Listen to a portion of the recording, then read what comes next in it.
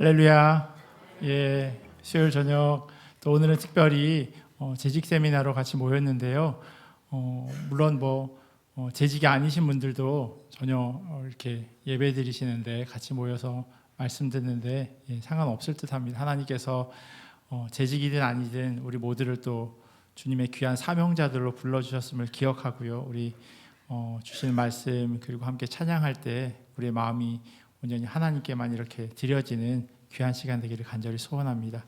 우리 이 눈에 아무 증거 아니 배워도 함께 같이 찬양하며 나아가겠습니다.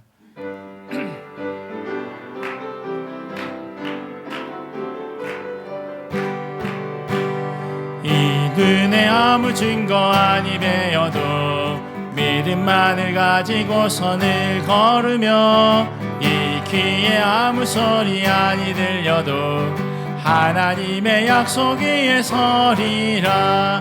걸어가세 믿음 위에 서서 나가세 의심 버리고 걸어가세 믿음 위에 서서 눈과 귀에 아무 증거 없어도 이 눈이 보기에는 어떠하든지 이미 얻은 증거대로 늘 믿으며 이 맘에 의심 없이 살아갈 때에 우리 소원 주 안에서 이루리.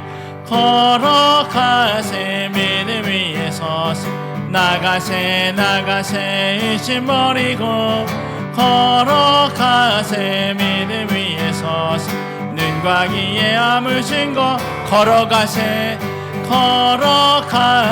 믿음 위에 서서 나가세 의심 버리고 걸어가세 믿음 위에 서서 눈과 귀에 아무 증거 없어도 주님의 거룩함을 들고 맹세할 주 하나님 아버지는 참 미쁘다.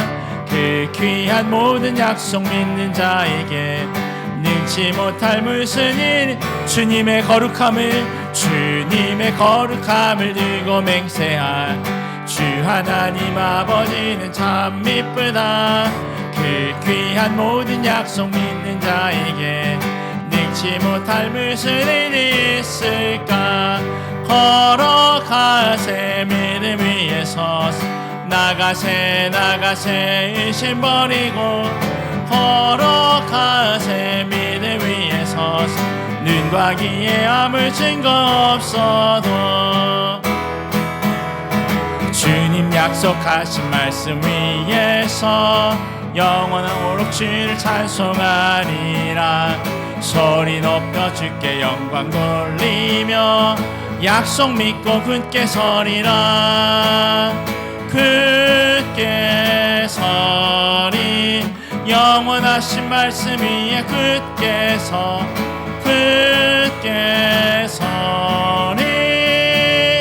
그 말씀 위에 굳게 서리라. 주님 약속하신 말씀 위에서 세상 염려 내게 엄습할 때에 용감하게 힘써 싸워 이기며 약속 믿고 굳게 서리라. 굳게 서리 영원하신 말씀 위에 굳게 서리 그 말씀 위에 굳게 서리라. 주님 약속하신 말씀 위에서 영원토록 주를 상히 믿고 성령으로 힘써 싸워 이기며 약속 믿고 굳게 주님 약속하신 말씀 위에서 성령 인도하는 대로 행함. 주님 품에 항상 안식 얻으며 약속 믿고 굳게 서리라. 굳게 서리 영원하신 말씀 위에 굳게 서리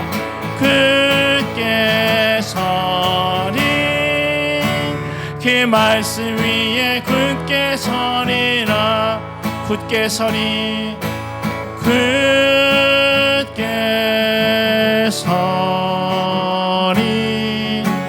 영원하신 말씀 위에 굳게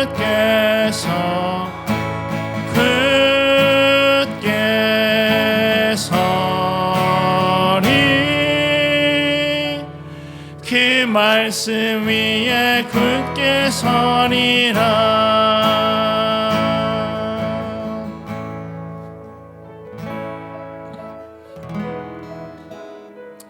우리 모든 것이 은혜입니다. 우리 그 마음을 담아서 우리 함께 같이 찬양하겠습니다. 내가 누려왔던 모든 것들이, 내가 지내왔던 모든 시간이, 내가 걸어왔던 모든 순간이 당연한 것 아니라 은혜여. 아침 해가 뜨고 저녁에 노을, 아침 해가 뜨고 저녁에 노을, 봄의 꽃향기와 가을의 열매, 변하는 계절의 모든 순간이 당연한 것 아니라 은혜였소. 모든 것이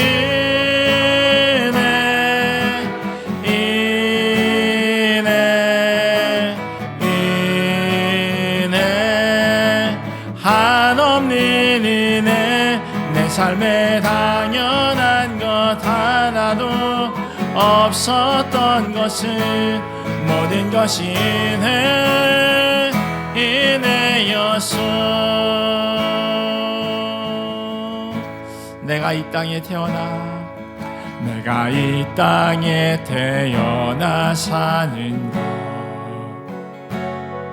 어린아이 시절과 지금까지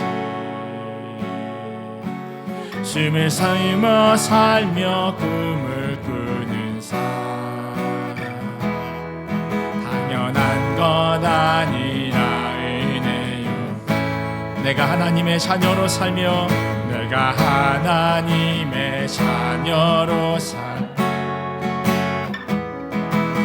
오늘 찬양하고 예배하는 삶, 복음을 전한 후 있는 축복이 당연한 것 아니라 은혜. 모든 것이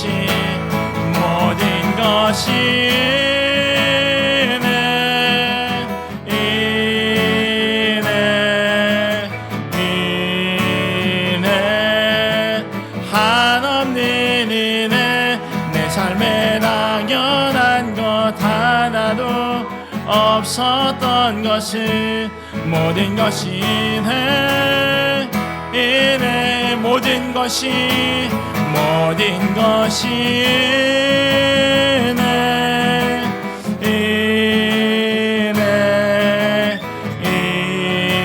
은혜, 한없는 은혜, 내 삶에 당연한 것 하나도 없었던 것은 모든 것이 은혜여. 감사하신 하나님, 감사하신 하나님, 에베네셀 하나님, 살아계신 하나님, 에베네셀 하나. 우리 한 번 더 고백할까요? 감사하신 하나님, 감사하신 하나님, 에베네셀 하나님, 살아계신 하나님, 에베네셀 하나님.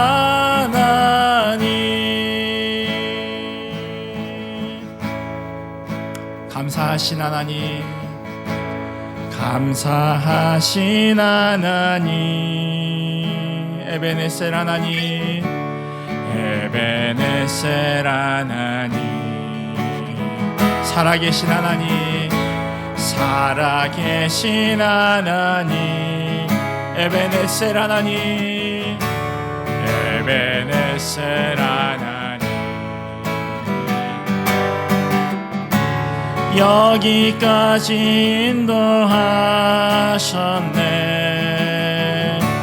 감사하신 하나님, 여기까지 인도하셨네.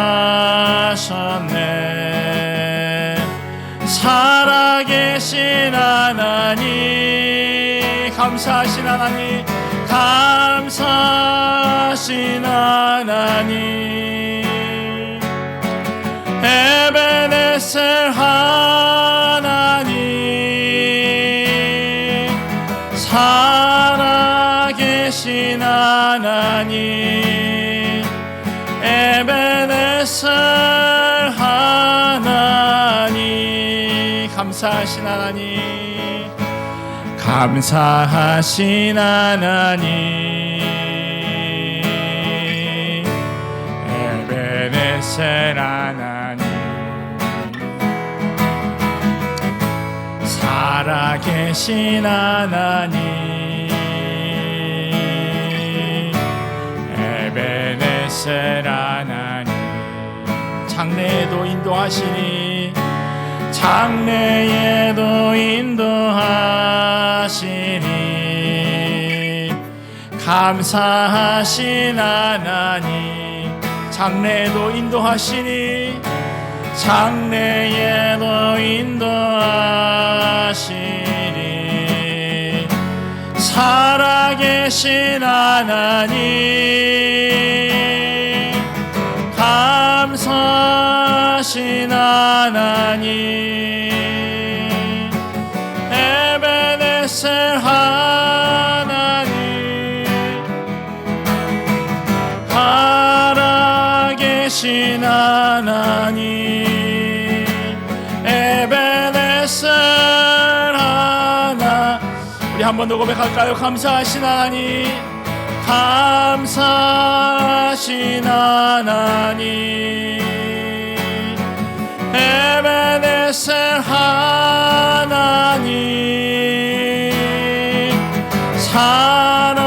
살아계신 하나님, 에베네셀 하나님.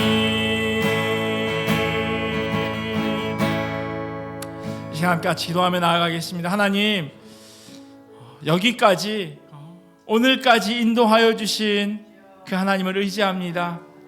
특별히 하나님께서 주님의 자녀로 불러주시고 또 직분자로 재직으로 하나님 불러주심에 감사합니다. 하나님께서 우리를 불러주셨고 또한 하나님의 그 부르심에 아멘하며 우리가 나아가오니 하나님, 우리의 마음 가운데 뜨거움을 더하여 주시옵시고 주님을 사랑하는 마음, 교회를 사랑하는 마음, 그리하여서 내 삶의 주인이 하나님 한 분이라고 하는 그런 믿음의 고백이 우리 입술을 통하여 나올 수 있도록 하나님 은혜 더하여 달라고, 맡겨주신 그 직분과 소임 잘 감당할 수 있도록 하나님 능력 달라고 이 시간 함께 같이 기도하며 나아가겠습니다. 하나님 감사합니다. 하나님, 부족한 자들을 불러주시고 하나님, 우리로 하여금 하나님의 부르심 가운데 아멘하며 나아갈 수 있도록 인도하심에 감사합니다. 주님, 우리 너무나도 연약합니다. 하나님, 우리 너무나도 부족합니다. 그러나 하나님, 우리 있는 모습 그대로 주님 앞에 나아오니 하나님 은혜를 더하여 주시옵소서. 하나님, 우리로 하여금 하나님께서 맡겨주신 그 부르심, 그 직분을 감당할 수 있는 능력 더하여 주시옵시고 하나님 부르심에 아멘하며 하나님 나와싸우니 하나님, 우리를 통하여서 하나님의 일들을 온전히 이루어 가시길 간절히 기도합니다. 주님 의지하며 주님 붙잡으며 하나님 말씀 가운데 바로 서길 원하오니 하나님, 우리에게 말씀하여 주시옵시고 하나님, 우리에게 일하여 주시옵소서. 감사합니다. 하나님,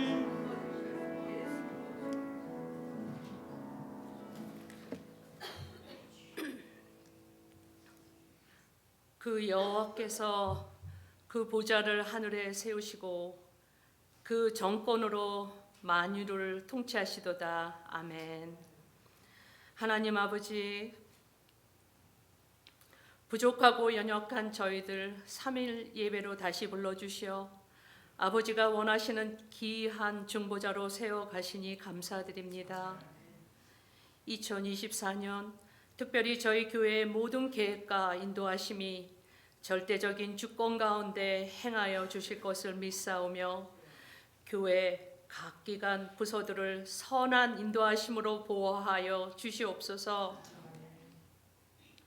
속해 있는 지체들을 눈동자같이 지켜주시고 주관하여 주시어 운총의 한 해가 되게 하옵소서. 충성된 저희 교회 항존 직분자 하나님께 온전히 올려드립니다. 그로 심은 시냇가의 나무들이 그 열매를 누리는 자 되어 삶의 위로와 풍성한 영의 직분자 되게 하옵소서. 또한 저희 교회 장년들을 지켜 돌보아 주시옵소서. 날마다 하나님의 말씀으로 마음을 살피고 성령의 열매 맺는 삶에 정진하게 하시고 기도에 힘쓰며 아름다운 성도의 코이노니아를 삶으로 모범을 보이는 장년 되게 하옵소서. 또한 저희들의 등불과 같은 청년들 지켜 돌보아 주시옵소서. 그들에게 희망과 꿈을 갖게 하시고 좁은 문으로 들어가기를 힘쓰며 소망을 이뤄나가는 한 해 되게 하옵소서. 그리하여 헌신자들이 세워지고 교회를 귀하게 섬기며 우리 청년들이 온전히 축복의 통로가 되는 은혜를 누리게 하옵소서. 또한 우리 교회의 자랑인 할렐루야 성가대 그들의 귀한 재능을 하나님께 올려드립니다.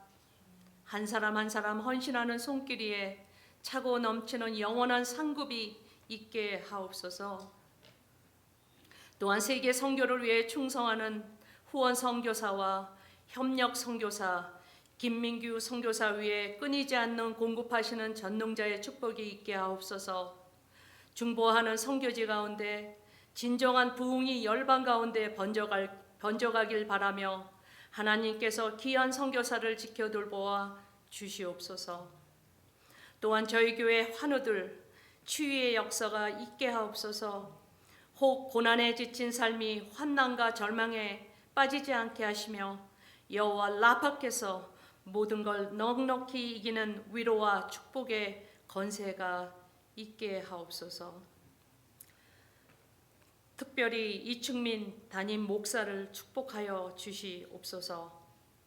성령의 전신갑주를 무장하여 강건한 그 힘의 능력으로 진리의 말씀만을 선포하게 하시고 갑절의 영감을 허락하시어 하나님의 말씀을 선포할 때 듣는 우리들로 하여금 평안의 복음이 만방에 퍼지고 말씀의 권능으로 교회가 부흥되게 하시며 어두운 건세들이 물러가게 하시고 하나님 앞에 십자가 복음만을 전하는 귀한 사명자 되게 하옵소서.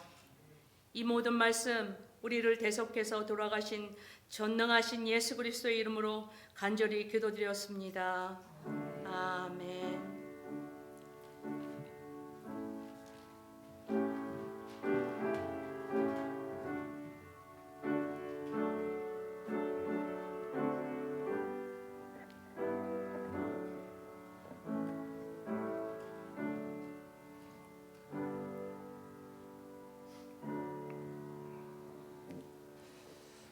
우리 하나님 말씀 같이 보도록 하겠습니다. 민수기 11장 24절에서 30절까지 말씀입니다.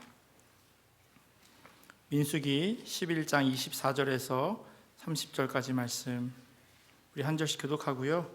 마지막 30절을 함께 읽도록 하겠습니다.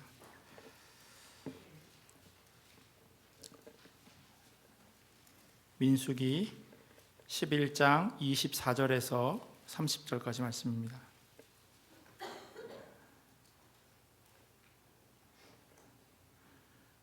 우리 찾으셨으면요 한 절씩 교독하고 마지막 30절을 함께 읽도록 하겠습니다. 모세가 나가서 여호와의 말씀을 백성에게 알리고 백성의 장로 70인을 모아 장막에 둘러 세우매 여호와께서 구름 가운데 강림하사 모세에게 말씀하시고 그에게 임한 영을 70 장로들에게도 임하게 하시니 영이 임하실 때에 그들이 예언을 하다가 다시는 하지 아니하였더라. 그 기명된 자 중 엘닷이라 하는 자와 메닷이라 하는 자 두 사람이 진영에 머물고 장막에 나아가지 아니하였으나 그들에게도 영이 임하였으므로 진영에서 예언한지라. 한 소년이 달려와서 모세에게 전하여 이르되 엘닷과 메닷이 진중에서 예언하나이다 하매 택한 자 중 한 사람 곧 모세를 섬기는 눈의 아들 여호수아가 말하여 이르되 내 주 모세여 그들을 말리소서. 모세가 그에게 이르되 네가 나를 두고 시기하느냐. 여호와께서 그의 영을 그의 모든 백성에게 주사 다 선지자가 되게 하시기를 원하노라. 함께 읽겠습니다. 모세와 이스라엘 장로들이 진중에서 돌아왔더라. 아멘. 하나님의 말씀입니다. 오늘은 제가 광고 드린 대로요, 재직 세미나로 함께 모였습니다. 물론 말씀을 가지고 같이 모두 불러주신 그런 주님의 뜻대로 우리의 사명을 발견하는 그런 시간이기도 합니다. 저희가 속해 있는 교단 KPCA라고 하는 해외 한인 장로교회 안에는요, 헌법이라고 하는 것이 있습니다. 모든 조직마다 그 룰이 있지만 저희 교단 안에도 헌법이 있습니다. 그리고 그 헌법에 보면 교회를 어떻게 운영해 나가야 하는지에 대한 그러한 내용이 기록되어 있습니다. 특별히 교회 내 조직은요, 항존직과 임시직으로 나눠볼 수 있습니다. 항존직이라고 하는 건 그냥 계속 되는 겁니다.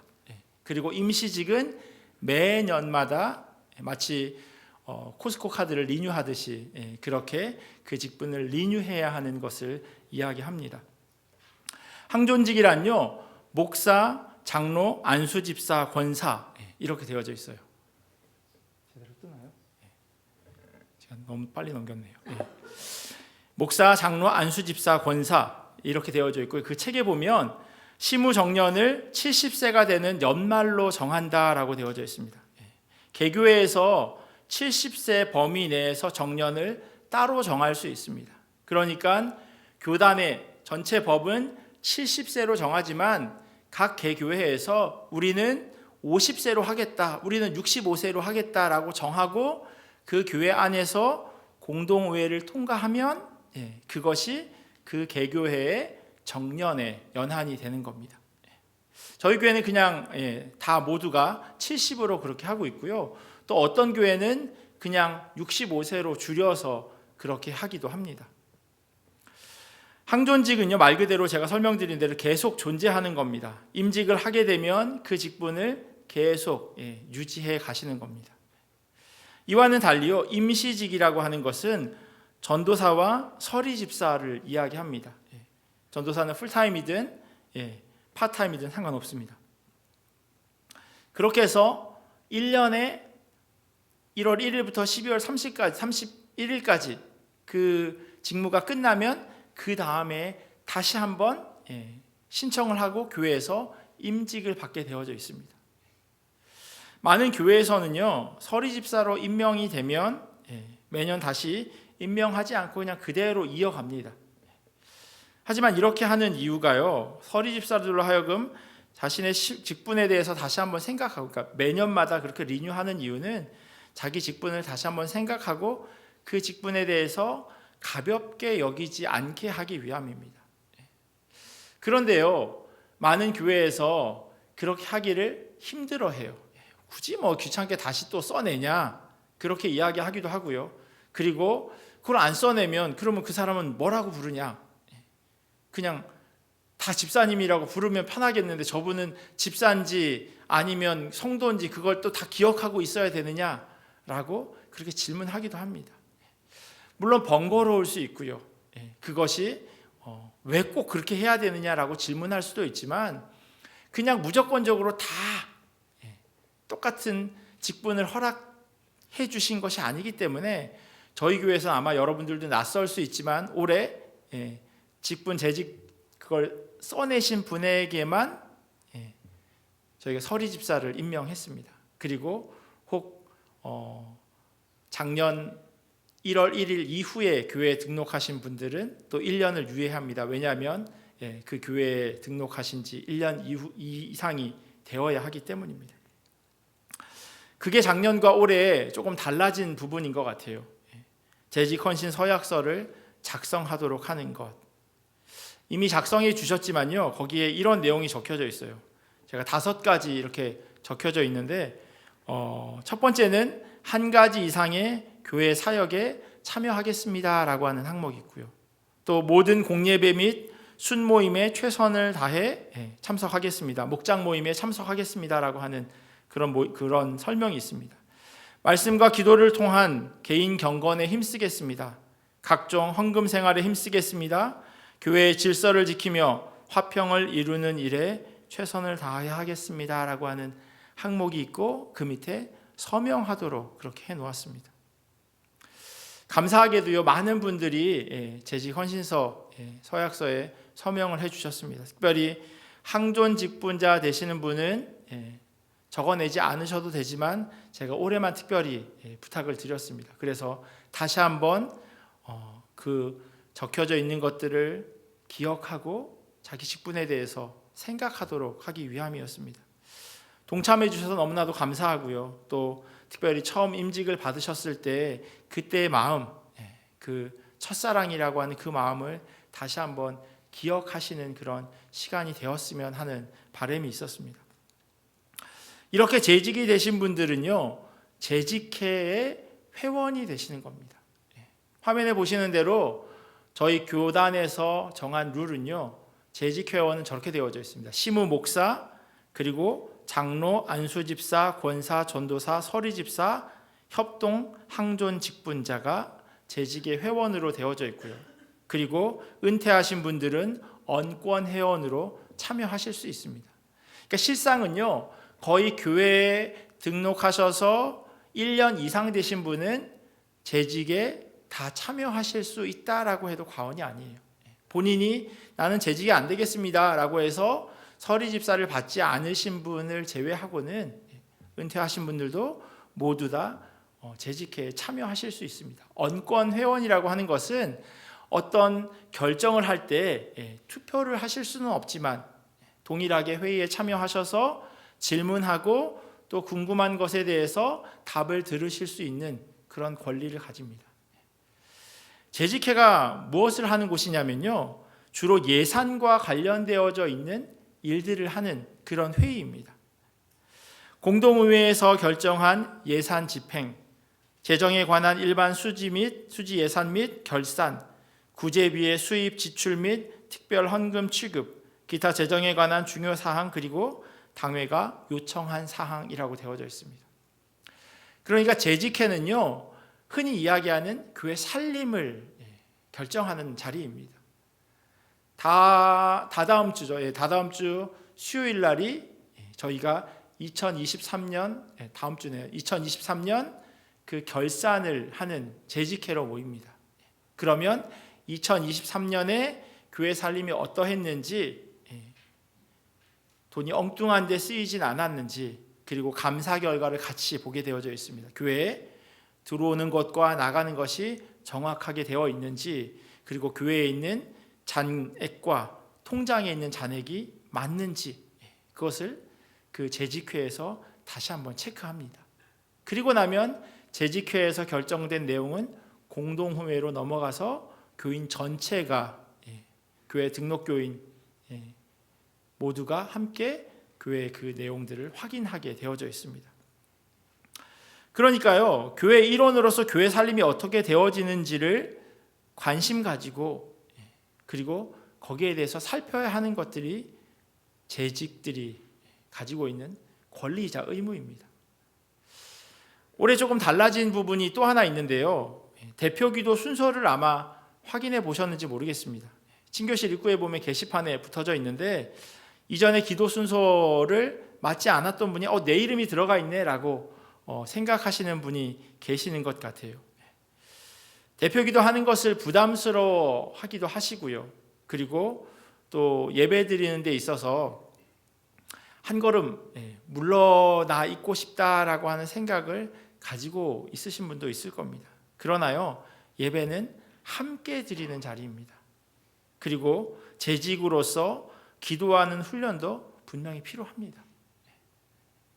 단순히 교회를 왔다 갔다 하는, 흔히 이야기하는 교회 댕기는 사람 말고요, 교회의 한 지체로서, 한 구성원으로서 자기의 역할을 당연히 감당해야 합니다. 그냥 구경하는 자리가 아닌 거죠. 예배부에서요, 주일 예배 기도자들에게 준비사항을 이메일 혹은 카톡으로 보내드릴 겁니다. 대표 기도를 할 때에는 이와 같은 내용을 꼭 지켜주셨으면 좋겠습니다. 수요 성경 강의 시간에도 비슷한 틀 안에서 기도를 준비해 주시면 좋겠습니다. 그래서 그 내용을 같이 공유하려고 합니다. 우선 기도 시간은요 3분 이내로 그렇게 준비해 주시면 좋겠습니다. 반드시라고 말씀드릴 수는 없지만요, 대표 기도 시간을 이렇게 정해놓은 이유는 함께 예배하는 자리이기 때문입니다. 본인이 하고 싶은 이야기를 좋은 기회다 싶어서 길게 이야기하는 자리가 아니라요, 성도들을 대표해서 하나님께 기도하는 자리입니다. 그렇기에 공예배라고 하는 그 예배 안에서 그 시간이 이렇게 배정되어 있는 거죠. 순서가 있기 때문에 그 순서에 맞게끔, 그리고 분량도 신경 써주시면 좋겠습니다. 개인 기도하실 때는 당연히 오래 기도하셔도 상관없지만요, 함께 드리는 예배이기에 정해진 시간 안에 또 반드시 들어가야 할 기도의 내용을 가지고 대표 기도를 해주시면 좋겠습니다. 그리고 다 작성을 하시면 그것을 점검하고요, 여러 번 읽어봄으로 인해서 숙지할 뿐만 아니라 그리고 시간도 체크해서 너무 길지는 않은지, 혹 내가 빠뜨린 내용은 없는지 꼭 확인해 주시면 좋겠습니다. 기도문을 꼭 작성하라고 말씀드립니다. 대표 기도 중에요, 중언부언하지 않도록 그렇게 미리 기도로 준비하고 작성하신 후에 꼭 여러 번 읽어보시면 좋겠습니다. 기도 안에는요 다음과 같은 내용을 포함시켜 주시면 좋겠습니다. 첫 번째는 찬양입니다. 하나님의 성품과 하나님의 그 본체 되시는 그 하나님의 그 모습을 그대로 찬양하는 그러한 시간이 그 기도 맨 앞에 있어야 합니다. 하나님이 얼마나 뛰어나신지 하나님의 능력과 위엄을 찬양하는 것으로 기도가 시작되어야 합니다. 두 번째는요, 고백이 있어야 합니다. 나의 고백, 그리고 회중들의 고백이 함께 있어야 하는 겁니다. 당연히 회개하는 기도의 시간이 그 안에 포함되는 겁니다. 지난 한 주간 우리의 삶을 되돌아보고 주님 앞에서 정결한 모습으로 나아가지 못한 그것을 하나님 앞에 내려놓고 다시금 하나님 앞에 거룩한 모습으로 나아가기를 원합니다라고 하는 회개의 기도가 그 대표 기도 안에 들어가야 합니다. 세 번째는 감사입니다. 하나님께서 우리에게 주신 모든 것에 대해서 때로는 마음에 들지 않는 일까지도 하나님 앞에 감사하는 기도가 대표 기도 안에 담겨 있어야 합니다. 감사를 기억하는 것은요 무엇보다도 중요한 시간입니다. 주신 은혜를 다시 한번 곱씹고 그리고 더 큰 은혜를 사모하도록 그렇게 기도해야 하는 시간이기 때문입니다. 네 번째는 중보와 간구입니다. 예배를 위한 기도로서 교회 공동체에 필요한 내용들을 함께 주님 앞에 가지고 나아가는 시간입니다. 그러기에 교회와 예배와 또 설교자와 성가대를 위해서 기도하는 겁니다. 하나님께서 우리 모두를 귀하게 생각하시고 우리 모두가 하나님 앞에 예배함으로 나아가오니 하나님 이 예배를 받아주시옵소서라고 하는 그러한 기도가 그 안에 담겨 있어야 합니다. 그리고 다들 아시는 것처럼 예수님의 이름으로 기도하는 것으로 기도는 맞춰져야 합니다. 기도 중에 사용하지 말아야 할 그런 문구들이 있습니다. 기도는요 구하는 것이기에 명령문이나 의문문으로 그렇게 기도문 작성하는 것은 피해 주시면 좋겠습니다. 특별히 주님을 가르치려고 하는 그런 문구는 더더욱이나 삼가해 주시면 좋겠습니다. 개인의 감정이 들어가지 않도록 해주시면 좋겠습니다. 아까 말씀드렸듯이 회중을 대표해서 하는 기도이기에 모든 사람의 마음을 함께 담아야 하는 시간입니다. 그러기에 대표 기도하는 그 시간, 하고 싶은 말을 하는 자리가 아님을 기억하셨으면 좋겠습니다. 교인들을 대표해서 기도하는 것이기에 개인의 감정은 배제하고 하나님께 기도할 수 있도록 기도문을 작성해야 합니다. 하나님을 당신이라고 호칭하거나 혹은 하나님 축복하세요, 축복해 주세요라고 하는 어법에 부자연스러운 것도 삼가해야 합니다. 축복은요 빌축 그리고 복복자를 사용합니다. 그러니까 복을 비는 거죠. 그런데 하나님 축복해 주세요라고 하는 거는요, 어떤 의미가 있냐면, 물론 저희가 국어 시간은 아니지만 그 문장 안에는요, 하나님이 또 다른 존재에게 복을 비는 것을 이야기하는 겁니다. 하나님 복 주세요 하는 게 맞는 것이지, 하나님 축복해 주세요라고 이야기하는 것은 문맥상 그리고 그 안에 담겨 있는 의미가 잘못되는 겁니다. 중복된 문구와 또 이해하기 어려운 단어를 사용하지 않으시면 좋겠습니다. 제가 좀 전에 말씀드린 것처럼 그냥 흔하게 사용하는 말이니까 곱씹지 않고 생각하지 않고 그냥 하게 되지만, 그것이 잘못되었을 때 과연 하나님이 기쁘게 받으시는 그런 기도인지를 질문할 수밖에 없습니다. 왜 굳이 하나님이 듣지 않으시는 기도를 우리가 올려드리겠습니다.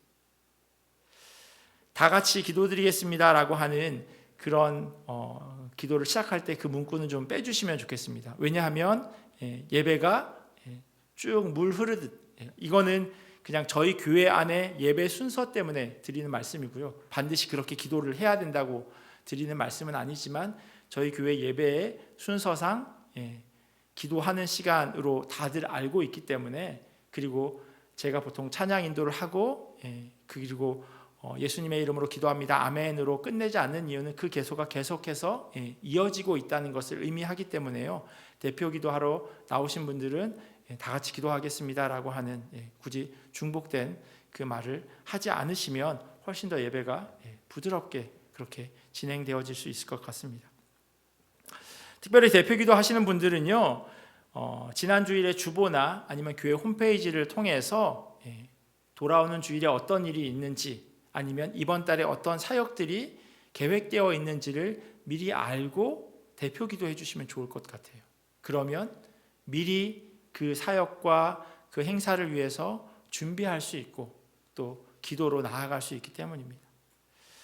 항상 예배 전에요, 미리 오시면 좋겠습니다. 예배를 이렇게 사회 보시는 분들, 인도하시는 분들이 이렇게 주보를 펼쳐서 기도하시는 분이 오셨나 두리번거릴 수 있어요. 그러니까 항상 대표 기도를 하시는 분들은 항상 앞자리에, 저희는 그냥 정해놓은 자리가 있으면 좋긴 한데 아직까지는 그것을 같이 나누지는 못했지만, 특별하게 기도하시는 분이 앉아야 할 그 자리에 앉아 계시면, 미리 오셔서 기도로 준비하고 계시면 예배부나 아니면 기도 예배를 인도하는 그 사회자가 좀 당황하지 않을 수 있을 것 같아요.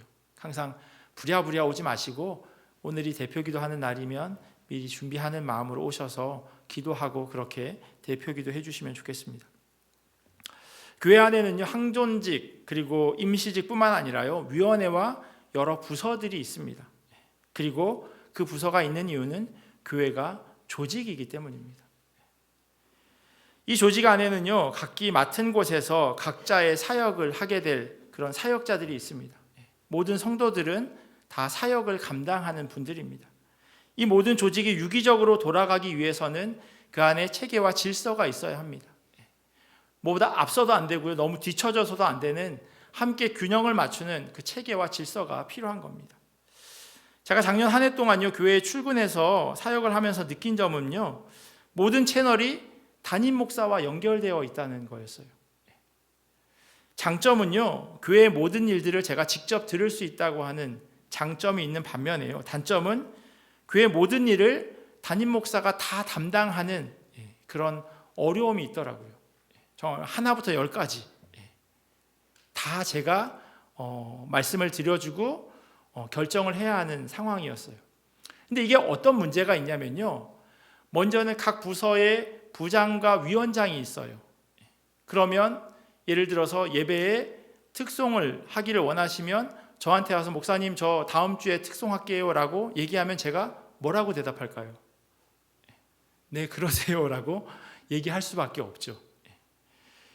근데 부서가 있어요. 예배 부장에게 특송을 할 수 있도록 먼저 말씀을 드리고, 그리고 위원장님이 괜찮다 싶으시면 그렇게 진행을 하면 좋을 것 같아요.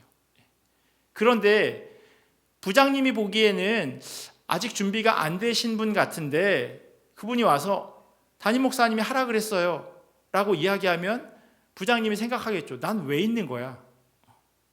뭐 다 담임 목사랑 이야기하고 결정하지 라고 하는 이야기가 되어질 수밖에 없어요. 교회 어떤 공간을 사용하기 위해서 외부 단체가 저한테 연락을 해요. 그러면 저는 당회랑 논의하겠습니다 라고 대답을 합니다. 왜냐하면 저 혼자 이 교회의 모든 일들을 결정하는 게 아니기 때문이에요. 그래서 부장님에게 말씀드리죠. 관리부 부장님에게 어떤 단체에서 이 공간을 사용하려고 하는데 가능한가요? 라고 제가 토스합니다. 그렇게 해서 모든 조직이 유기적으로 되어져야지 한 사람이 독단적으로 모든 일들을 결정하거나 모든 일들을 관장하는 것은요, 이 공동체가 건강하지 않을 수 있습니다. 제가 당부드리는 것은요, 교회 안에 있는 부장들 또 위원장들과 함께 논의해 주시면 좋을 것 같아요. 특별히 교회 행정적인 교회를 관리하는 일이라면 더더욱이나 그렇게 해주시면 좋겠습니다. 하지만 성도들을 신방해야 하는 일이거나 목양해야 하는 일이거나 기도해야 하는 일이라면 당연히 언제든지 말씀해 주시면 좋겠습니다. 다른 일을 제쳐두고라도 제가 가서 신방하고 그 일을 감당하도록 하겠습니다. 제가 이렇게 각 부서와 위원회를 잘 활용해 달라고 이렇게 말씀을 드리는 이유는요, 각자의 역할이 있기 때문이에요. 저를 담임 목사로 세워주신 이유는 목양하고 말씀을 전하는 일에, 훈련을 시키는 일에 집중시키도록 하기 위함일 겁니다. 교회에서 담임 목사를 불러준 이유는 바로 그런 걸 거예요. 그런데 정해져 있는 시간이 있는데 그 시간이 다른 일로 인해서 조금씩 사용되어진다면 나머지 시간을 가지고 제가 말씀을 준비하겠죠. 그러면 결과적으로 교회 전체에 마이너스가 되는 일일 수밖에 없습니다. 그래서 제가 드리는 말씀입니다. 제가 편하겠다고 드리는 말씀이 아니라요, 모든 부서장님들 또 위원장님들이 계시기 때문에 그 일들을 잘 할 수 있도록 또 세움 받았기 때문에 그렇게 일을 진행해 주시면 좋겠습니다. 목양하는 일 그리고 신방하는 일, 신앙적인 도움이 필요하다고 생각하신 그런 일들에 대해서는 제가 충분히 감당하도록 하겠습니다. 행정과 교육을 담당하는 목사님이 계시고요, 또 부서장과 위원장이 계시기에 그분들이 스스로 그 일들을 잘 맡아서 하실 수 있도록 또 특별히 재직되시는 분들이 마음을 써주시면 좋겠습니다. 오늘 저희가 함께 읽은 이 본문 말씀은요, 이 민수기 말씀, 특별히 잘 설교하지 않는 이 본문 말씀은요, 제가 지금 말씀드린 그런 맥락 안에서 이해하면 훨씬 이렇게 받아들이기가 쉬운 내용들입니다. 이스라엘 백성들이요, 이집트에서 출애굽할 때, 출이집트 할 때 이스라엘 사람들만 나온 게 아니었어요. 다른 이방 민족들도 이스라엘 백성들과 함께 나왔습니다. 출애굽기 12장에 있는 말씀이에요. 마침내 이스라엘 자손이 람셋을 떠나서 숫곳으로 갔는데 딸린 아이들 외에 장정만 해도 60만 명 가량이 되었다. 그 밖에도 다른 여러 민족들이 많이 그들을 따라 나섰고 양과 소 등 수많은 집짐승 떼가 그들을 따랐다라고 되어져 있습니다. 이스라엘의 장정만 60만이라고 이야기합니다. 거기에 숫자에 포함되어져 있지 않은 이방 사람들도 나도 같이 따라갈래 하면서 함께 나왔어요. 그러면 보통 어린아이들과 20살 이하의 어린아이들과 부녀자들까지 합치면 보통 곱하기 2 혹은 3을 해야 됩니다. 거의 200만 명이나 되는 많은 사람들이 함께 나왔습니다. 많은 사람들이 함께 하다 보니 여러 분쟁과 부딪힘이 일어날 수밖에 없습니다. 10명이 모여도 그 안에 분쟁이 있고요, 100명이 모여도 1000명이 모여도 그리고 200명이 모여도 크고 작은 분쟁들이 일어날 수밖에 없습니다. 모세는요, 백성들이 이와 같은 일들을 해결해주는 재판관의 직무를 담당하고 있었습니다.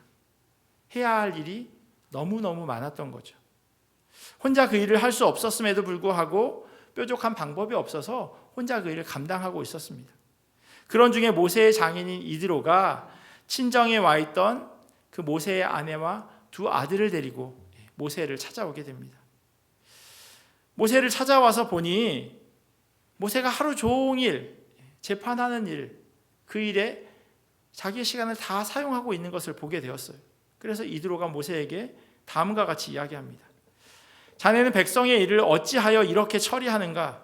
어찌하여 아침부터 저녁까지 백성을 모두 자네 곁에 세워두고 자네 혼자만 앉아서 일을 처리하는가? 라고 그렇게 이야기를 합니다. 모세가 이렇게 하게 된 이유를 설명합니다. 백성은 하나님의 뜻을 알려고 저를 찾아옵니다.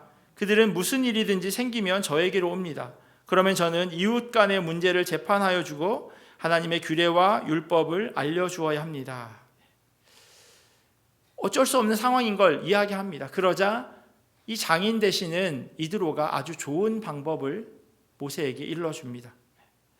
자네가 하는 일이 그리 좋지는 않네. 이렇게 하다가는 자네뿐만 아니라 자네와 함께 있는 이 백성도 아주 지치고 말 걸세.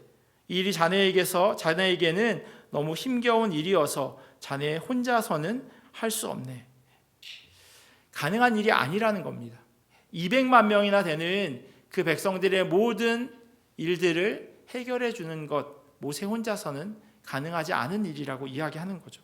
그래서 이 이드로가요 10부장, 50부장, 100부장, 1000부장을 세우도록 합니다.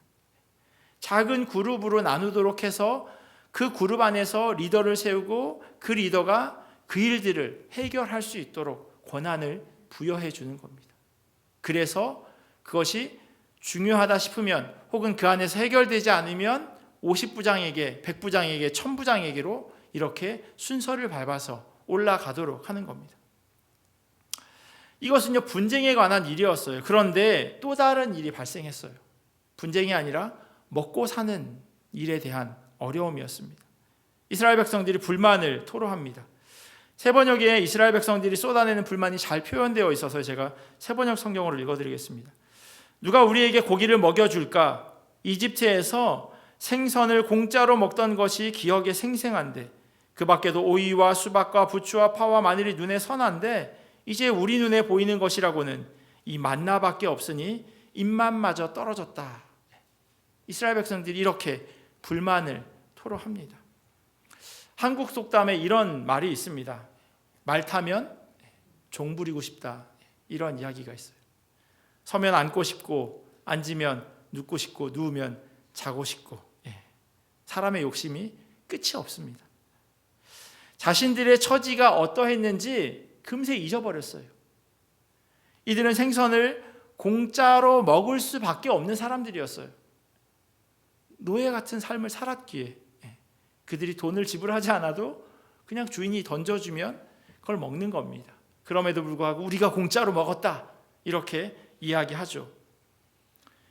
오이와 수박과 부추와 파, 마늘이 눈에 선한데 그렇게 이야기하지만 그게 다 자기들의 것이 아니었습니다. 그럼에도 불구하고 입맛이 떨어졌다고 그렇게 불평을 늘어놓습니다.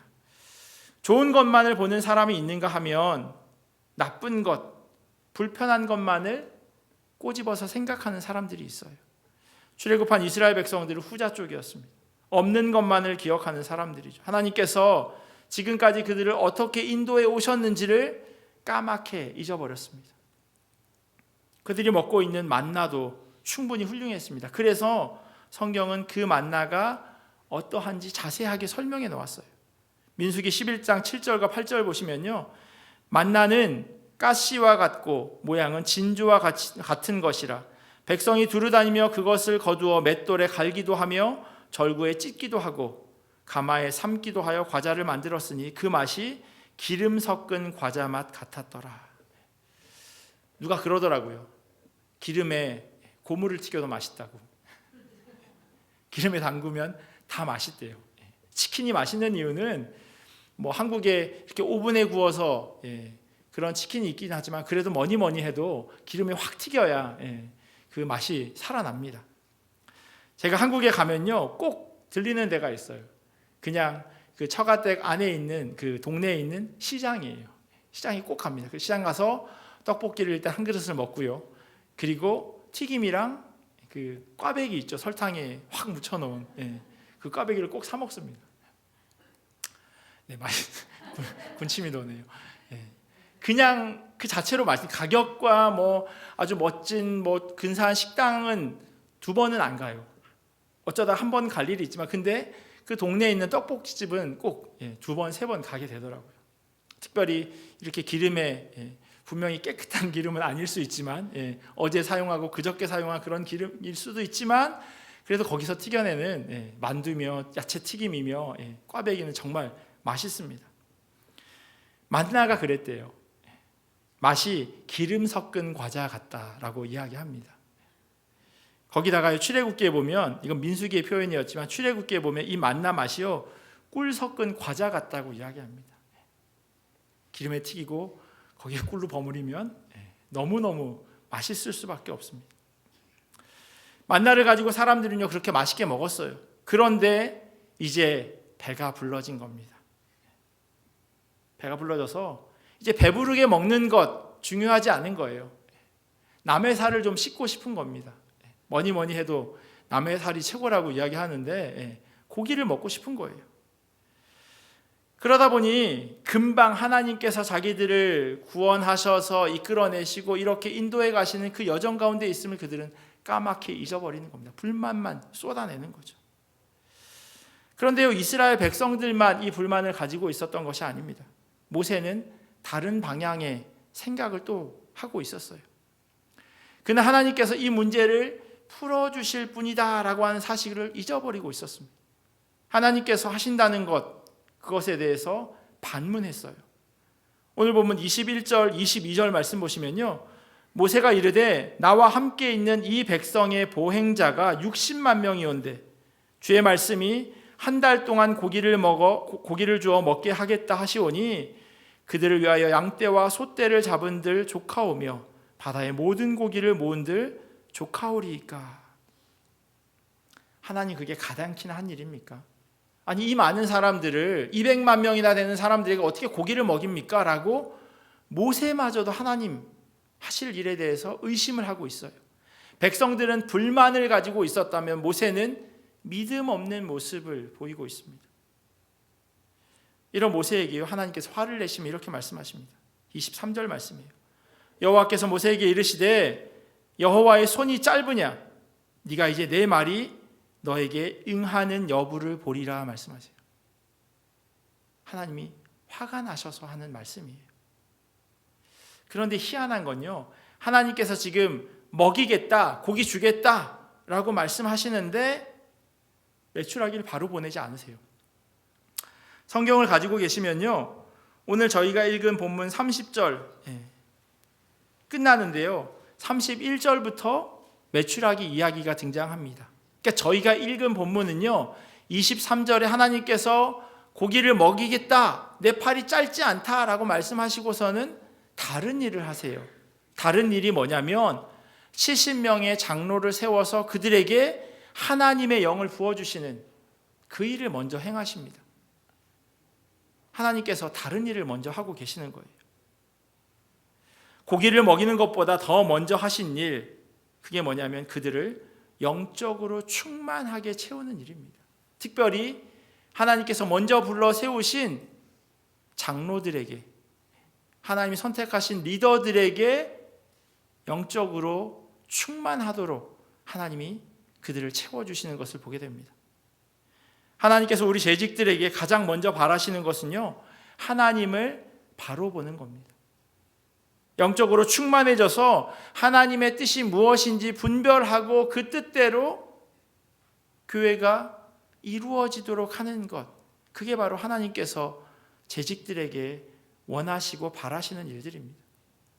그래야 하나님의 교회가 올바로 세워질 수 있습니다. 이것이 바로 우리 가운데 선행되어져야 할 일입니다. 이스라엘 공동체에는요 그 일이 이루어졌습니다. 하나님의 영이 그 위에 내리자 장로들이 예언을 하기 시작합니다. 문제는 그 다음이에요. 장로들 가운데 2명은 진 안에 남아 있었는데 이들에게도 희한하게 동일한 예언의 역사가 일어납니다. 다 모여라 했는데 모이지 않았어요. 그럼에도 불구하고 그들에게 동일한 은혜가 임하자 한 소년이 그 일을 여호수아에게 일러 바칩니다. 2명이 오지도 않았어요. 그런데 그 사람들이 진중에서 예언을 합니다 라고 이야기하자 여호수아가 모세에게 이야기합니다. 그거 그치게 해야 되는 거 아닙니까? 택한 자 중 한 사람, 곧 모세를 섬기는 눈의 아들 여호수아라고 되어져 있어요. 그 역시도 선택받은 사람이었습니다.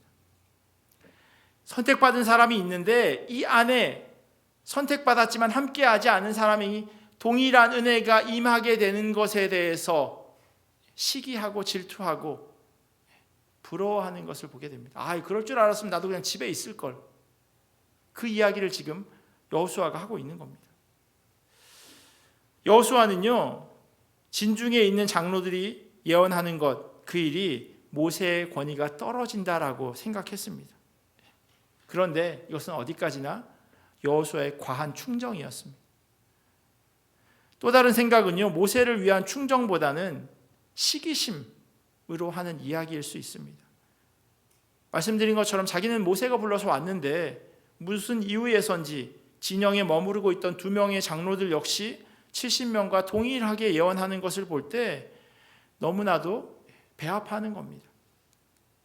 사촌이 땅을 사면 배가 아픈 것처럼 말입니다. 여러분들 혹시 그런 경험 해보셨는지 모르겠어요.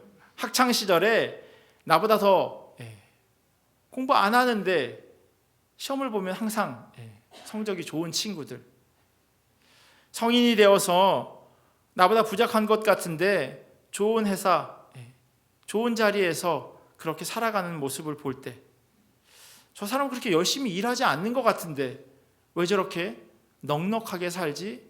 라고 하는 그런 마음들이요. 사람은 사실 보고 싶은 것만 봅니다. 그러지 않은 사람들도 있는데 그런 사람들만 눈에 띄는 거죠. 내가 가방 사러 가면 다 가방 사러 가는 것처럼 보이고요. 다른 사람의 가방만 눈에 보입니다. 공항에 내가 여행간으로 들리면 다 여행 가는 사람처럼 그렇게 보여집니다. 거기다 이런 때도 있어요. 내가 이렇게 힘든데 다른 사람들은 다들 잘 사는 것 같고, 내가 이렇게 슬픈데 다른 사람들은 아무런 아픔 없이 행복하게 사는 것 같다라고 그렇게 생각되어질 때도 있습니다. 실상은 그렇지 않은데 말입니다. 집집마다 다 기도 제목이 있고요, 나름대로의 어려움들이 있습니다.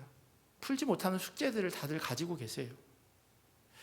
오늘 성경에 나오는 여호수아가 지금 그러한 행동을 하고 있습니다. 자기 생각에는 모이라고 했을 때 모여서 하나님의 임재를 경험하고 예언도 하고 그래야 되는데 그냥 진중에 남아있는 그 자들에게 동일하게 하나님의 임재가 임하는 것,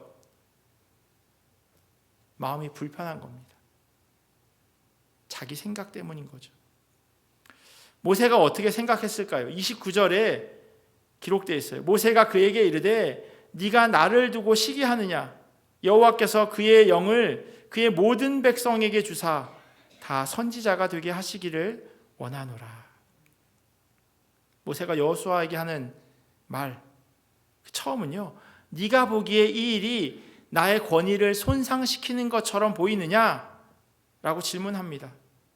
그리고 그 질문에는 그렇지 않다라고 하는 의미가 담겨져 있습니다. 진중에 있었던 2명의 장로에게 동일하게 하나님의 영이 임하는 것, 그것이 나의 권위를 전혀 손상시키지 않는다 이야기합니다. 왜냐하면 모세는 하나님의 하나님 되심을 경험한 사람들이기 때문입니다. 경험한 사람이기 때문이에요. 자기 스스로도요, 그걸 잠시 잊고 있었어요. 하나님이 이 모든 백성들을 먹일 수 있다는 것을 의심했는데 하나님께서 그렇게 말씀하신다고 그렇게 이야기하시자 정신이 번쩍 들었어요.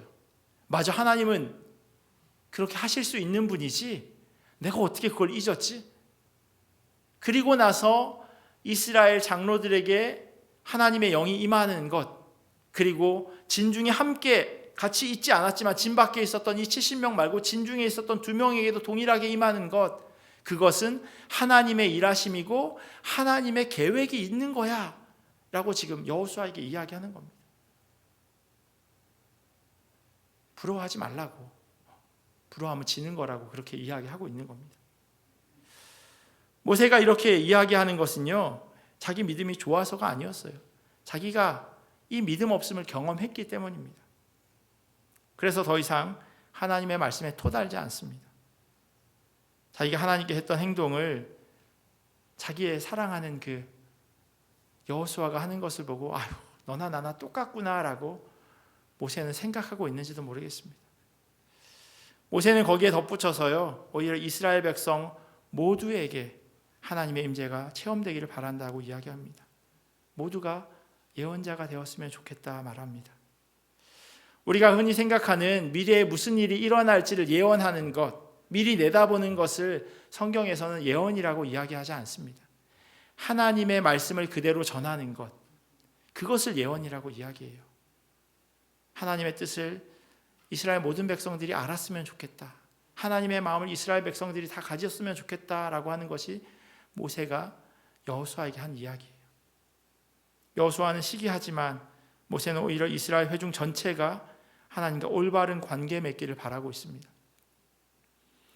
오늘 말씀 가운데서 우리가 마음 가운데 새겨야 할 두 가지 은혜가 있습니다. 첫 번째는요, 우리가 여호수아처럼 하나님이 주시는 복, 하나님께서 맡겨주신 직분, 하나님과의 관계 회복에 너무나도 간절한 마음이 있어야 된다는 겁니다. 여호수아는요, 다른 사람이 마치 복 받는 것 같고 상 받는 것 같은 것에 대해서 시기했습니다. 그것은 사실 좋은 마음이에요. 하나님 나에게 더 은혜 주십시오. 내가 더 하나님 일 감당할 수 있도록 능력 더해 주십시오. 라고 간구하는 것과 똑같아요. 나에게 그런 간절함이 있는가? 내가 맡겨진 그 자리, 하나님께서 누구보다도 나를 사랑하시기에 그 자리에 세워주셨는데 내가 그 직분을 다른 사람들이 빼앗아가지 않도록 너무나도 귀하게 여기고 있는가 질문해 봐야 된다는 겁니다. 혹 누가 뺏어가면 가져가래지 뭐. 일 안 해서 다행이네. 이런 마음이 아니라요. 하나라도 더 가지고 와서 여호수아처럼 심지어 부러워하고 시기하는 것처럼 더 하나님의 일을 사모하고 갈급하는 마음이 우리에게 있는지 질문해 보라고 오늘 성경은 말씀하고 있습니다. 만약에 여호수아가 70 장로들이 경험한 그 하나님의 임재에 대해서 대수롭게 여기지 않았다면 두 사람이 받던 말던 아무 상관도 하지 않았을 겁니다. 그런데 그것이 너무나도 귀한 것을 그는 알고 있었습니다. 이거 정말 좋은 건데 저 사람들은 그거 가질 만한 사람이 못 되는데 어떻게 가지게 되었지? 라고 하는 마음이 여호수아에게 있었던 겁니다. 그런데 여기서 하나 우리가 조심해야 될 건요, 자기 눈으로 판단한다는 겁니다. 내가 보기에 그럴 자격이 없는 것 같은데, 내가 보기에 아직 준비되어지지 않은 것 같은데 라고 하는 섣부른 판단, 위험하다고 모세는 이야기하고 있어요. 하나님이 괜찮다는데 왜 네가? 라고 모세가 묻고 있는 겁니다. 사람의 눈으로 누구를 판단하고 누구를 정죄할 수 있겠습니까? 우리가 볼 수 있는 영역은 극히 제한적이다라고 하는 것을 우리는 기억해야 합니다. 내가 보는 것이 다가 아님을 우리는 잊어버리지 말아야 합니다. 내가 보기에 그 사람 아직 준비되지 않았고 부족한 것 같은데 그건 내 생각이죠. 하나님의 관점에서, 하나님의 입장에서는 충분하다고 말씀하시면 거기에 대해서 우리가 어떻게 토를 낼 수 있겠습니까? 자기의 잣대로 다른 사람들을 판단하는 그것은 우리가 조심하고 금해야 될 그러한 행동입니다. 여호수아의 자기 판단에는요, 부러움이 있었습니다.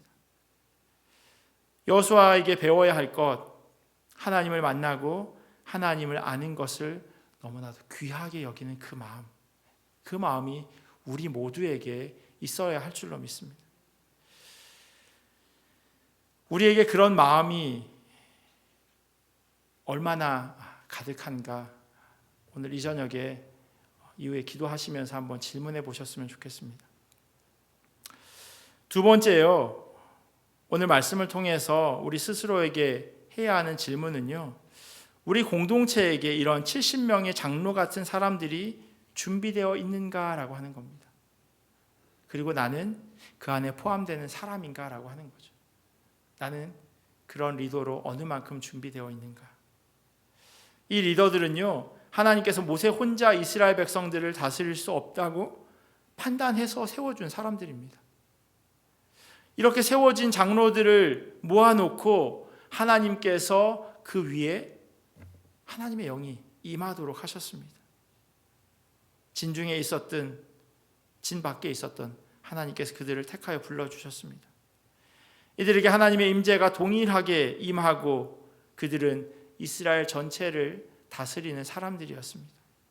마치 오순절 마가다락방에 120명의 사람들이 기도할 때 성령이 임하였던 것처럼 이 70명의 장로들에게도 하나님의 영이 임했습니다. 그리고 모세는요, 이스라엘 모든 백성들에게 이러한 하나님의 임재가 임하기를 소원했습니다. 하나님과의 관계가 바르게 형성되기를 기도하고 있었습니다.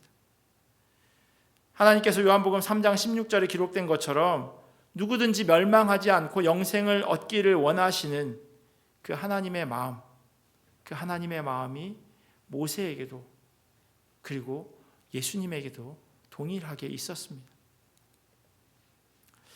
제가 어렸을 때요, 명절이 되면 차를 타고 시골로 향했습니다. 저희 집은 형제가 5이어서 승용차는 탈 수 없고요, 항상 봉고를 타고 이렇게 움직였습니다. 뒤에는 아주 평평하게, 이 요즘 북미에 있는 미니밴은 그렇게 안 되잖아요. 근데 한국에 있는 봉고, 그레이스, 이스타나 이런 종류들을 저희는 주로 탔는데 그 뒤에 다 의자를 펴면 평평해집니다. 그러면 뒤에 저희 형들이랑 남동생이 부르마부를 하고 여동생은 은행을 하고요. 제 자리는 앞자리예요. 아버지가 앉고 제가 앉고 저희 어머니가 앉았어요. 한국 그 봉고 앞자리가 3자리거든요. 저희 시골이 마산이었는데 할아버지를 뵈러 서울에서 마산까지 빨리 달리면 12시간, 대전까지 12시간이 걸리는 때도 있더라고요. 제가 어렸을 때. 그래서 화장실을 가고 싶으면 그냥 화장실을 갔다 오면 될 정도로 차가 움직이지 않은 그런 경험을 매년마다 했었어요. 근데 제가 그 앞자리에 앉아서 하는 일은 뭐냐면요, 저희 아버지한테 과자를 입에 하나씩 넣어주는 것, 졸면 안 되니까. 그리고 또 하나는 아버지의 이야기를 이렇게 듣고 맞장구를 쳐주는 거였어요. 저희 아버지 해병대 나오셨거든요. 해병대 나오셨는데 서울에서 마산까지 18시간 매년마다 가는데 매년 다른 레파토리로, 군 생활을 한 50년 하신 것처럼 매번 다른 레파토리로 그렇게 이야기를 하셨어요. 제가 아직도 기억에 남는 그 해병대 훈련소 입구에 붙어 있다고 하는 그 커다란 문구가 기억이 납니다. 저 문구예요. 누구나 해병이 될 수 있다면 나는 결국 해병대에 선택하지 않았다. 저희 아버지가 저 얘기를 귀에 못이 박히도록 했습니다. 그리고 저희 큰형이 군대를 가고 저희 작은형은 허리가 아파서 면제를 받자 저희 아버지가 아들 4명 중에 1명은 해병대를 가야 되지 않겠냐 하면서 해병대를 지원하시겠다고, 저 대신. 근데 때마침 논산 훈련소에서 영장이 날라왔어요. 그래서 제가 아버지한테 보여드리면서 제가 호텔이 기다리는데 제가 거기는 안 가겠습니다라고 하고 해병대를 안 갔었는데요. 저 해병대 상징, 빨간색 노란 글자, 저희 교회도 해병대 여러 분 있다고 들었습니다. 나는 누구나가 아니기에 해병이다라고 하는 그 자긍심을 가지고 있는 것 같아요. 해병대. 저희 아버지 이제 80을 바라보시는데 여전히 해병 전후회 매달마다 참석하고 계세요. 그런데요, 하나님 역시도요, 누구나 부르지 않으셨어요. 모든 사람이 하나님의 백성 되기를 하나님 원하시지만 우리에게는 감사하고 또 어떤 이에게는 안타까울 수 있는, 모든 사람들이 하나님의 선택을 받는 것 아니라는 사실입니다. 그리고 직분을 받는 것 역시도 마찬가지입니다. 재직이 된다고 하는 것 역시도 마찬가지예요. 나는 서리 집사 내가 사인했는데 불러주신 분은 하나님이라고 하는 그 사실을 기억해야 합니다. 나는 아무런 직분도 없는데 주일날 교회에 오시잖아요. 하나님이 많은 사람들 가운데 특별히 선택해서 불러주신 겁니다. 누구든지 그 안에요, 모든 사람들이 하나님께서 속하기를 원하시지만 하지만 다 속하지 않습니다. 우리 가운데 이런 복음을 삶으로 살아낼 사람이 필요하다고 오늘 성경은 말씀하고 있습니다.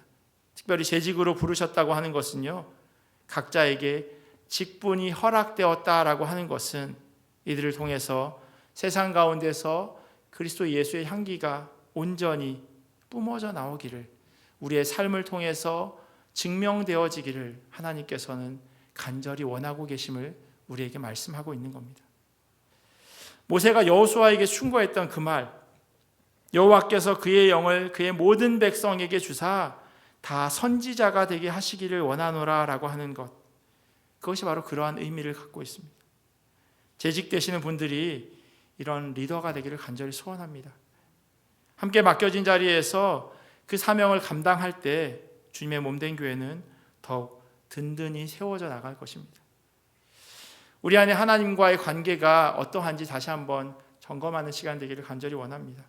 주님 부르신 자리를 귀하게 생각하는 재직들을 통해서 하나님의 교회가 더욱 든든히 세워져 나갈 것입니다. 그리고 하나님께 세워진 자리를 부러워하고 믿음 있는 사람 되기를 그렇게 소원하는 우리 모두가 되기를 예수 그리스도의 이름으로 간절히 축원합니다. 우리 잠깐만요, 우리 두 가지 기도 제목 가지고 같이 기도하면 좋겠습니다. 첫 번째는요, 우리가 여호수아처럼 하나님이 주시는 복, 하나님께서 맡겨주신 직분, 그리고 하나님과의 관계 회복에 얼마나 간절한지 하나님 나로 하여금 그 마음 품게 하여 주시옵소서라고 같이 기도하면 좋겠습니다. 두 번째는요, 우리 공동체에도 이런 70명의 장로 같은 사람이 준비되어지기를 간절히 소원합니다. 하나님의 영이 임해서 하나님의 마음에 합한, 그리고 하나님의 마음이 그대로 그들의 삶을 통하여서 드러나는 그런 리더들을 하나님 세워주시옵소서. 우리 이 기도 제목 가지고 같이 함께 기도하며 나아가겠습니다. 하나님 감사합니다. 하나님께서 많은 사람들 가운데 특별히 주님 사랑하는 사람들 불러주시고 이들을 통하여서 하나님의 교회가 든든하게 세워져 나갈 수 있도록 은혜 더하시며 하나님 감사합니다. 한 사람 한 사람을 통하여서 하나님의 일을 맡겨주셨고 그 일을 통하여서 주님의 몸된 교회가 더 부흥하게 되기를 간절히 소원합니다. 하나님, 우리도 여호수아처럼 하나님 주시는 복 사모하는 자 되기를 원합니다. 하나님께서 맡겨주신 직분, 특별히 하나님과의 관계가 다시금 회복되어지게 하시고 그 관계를 통하여서 하나님 앞에 엎드리는 자들 될 수 있도록, 하나님의 마음에 합한 자 될 수 있도록 우리의 삶을 통하여서 하나님 사랑하는 그 믿음이 증명되어질 수 있도록 주여 은혜로 더하여 주시옵소서. 감당할 수 있는 능력 더하여 주시길 간절히 소원합니다. 하나님, 우리는 부족합니다. 부족하기에 하나님 엎드립니다. 하나님 능력 더하여 주시옵시고 은혜 더하여 주시옵시고 홀로 사역 감당하는 것이 아니라 함께 세워져가는 교회 될 수 있도록 그렇게 하나님 우리를 불러서 사용하여 주시옵소서. 특별히 하나님 우리 공동체 가운데 귀한 리더들을 하나님 허락하여 주시옵소서. 하나님 불러서 세우신 이들을 통하여 하나님의 교회가 더 굳건하게 세워지기를 소원합니다. 하나님의 영이 온전히 임하여지기를 원합니다. 하나님의 능력이 온전히 부어지기를 원합니다. 또한 하나님께 순종하며 엎드리는 만큼 또한 하나님께서 삶 가운데 복으로 더하여 주실 것을 간절히 기도합니다. 주님 바라보게 하시고 주님 의지하면서 그렇게 하나님 앞에 나아가는 귀한 믿음의 공동체 될 수 있도록 주님 은혜로 도와여 주시옵소서. 12명의 예수님의 제자들이 있었습니다. 300명의 기도원의 용사들이 있었습니다. 7,000명의 바알에게 무릎 꿇지 않은 사람들이 있었음을 고백합니다. 하나님, 오늘 모세가 70명의 장로들과 함께 이스라엘 백성 전체를 하나님 이끌어갔던 것처럼 하나님 그러한 일꾼들을 세워주셔서 하나님 이들을 통하여서 함께 사역하며 함께 하나님의 일들을 온전히 이루어갈 수 있도록 주여 은혜로 도와여 주시옵소서. 하나님 능력 도와여 주시옵시고 주님 감당할 수 있도록 하나님 날마다 새 힘으로 하나님 필요한 것들로 덧입혀 주시옵소서. 그래서 하나님 감사합니다, 하나님 감사합니다라고 그렇게 고백하는 우리 모두 될 수 있도록 하나님 은혜로 더하여 주시옵소서. 감사합니다. 하나님 하나님 감사합니다. 하나님께서 귀한 재직들 세워주시고 이들을 통하여서 나에가라 한인 장로교회를 여기까지 인도하여 주심에 감사합니다. 특별히 기도하옵기는 하나님 2024년 새로운 한 해 동안 또 이 재직들을 통하여서 주님의 몸된 교회가 귀하게 세워질 수 있도록 은혜로 도와여 주시옵소서. 하나님께 순종하며 나아가게 하시고 삶으로 믿음을 살아내게 하시고 증명하며 나아갈 수 있도록 은혜로 도와여 주시옵소서. 그리하여서 함께 세워져 가는 귀한 주님의 교회 될 수 있도록 우리 재직들 한 사람 한 사람 은혜로 도와여 주시옵소서. 특별히 하나님 주님의 몸된 교회에 속해 있는 많은 성도들 주님 사랑하여 주시길 간절히 기도합니다. 각자에게 맡겨주신 그 달란트대로 하나님 땅에 묻어두는 악하고 게으른 자 되지 않게 하시고 주님께 남겨서 충성되다고 하나님 그렇게 칭찬받는 자들 될 수 있도록 은혜로 도와여 주시옵소서. 주님 불러주셨기에 하나님 아멘 하며 순종합니다. 하나님 각자 맡겨진 것은 다를지라도 그 맡겨진 그곳에서 주님 기뻐하시는 대로 사명 잘 감당할 수 있도록 은혜로 도와여 주시옵소서. 감사하며 사랑이 많으신 예수님의 이름으로 기도합니다. 아멘.